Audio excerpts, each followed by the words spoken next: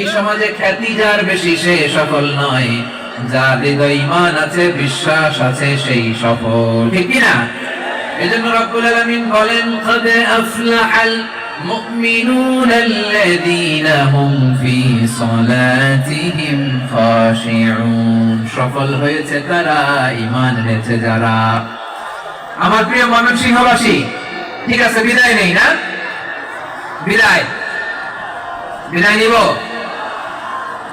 তো। প্রিয় ভাইয়েরা, এই 1 ঘন্টা যাবত আমি শান্ত হতে বলার পরেও এইখান থেকে ধাক্কা আসতে আসতে মাঝখানে অন্য কেউ শুনতে দিচ্ছেন না, নিজেও শুনতেছেন না, রোজাদারদের কষ্টের কারণ হইতেছেন।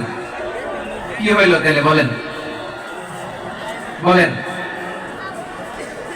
ময়মনসিংহের জেনজি এরকম করলে হবে? এটা তো জানি আমরা, লোক হয়ে গেছে বেশি, ধারণ ক্ষমতার চেয়ে লোক বেশি।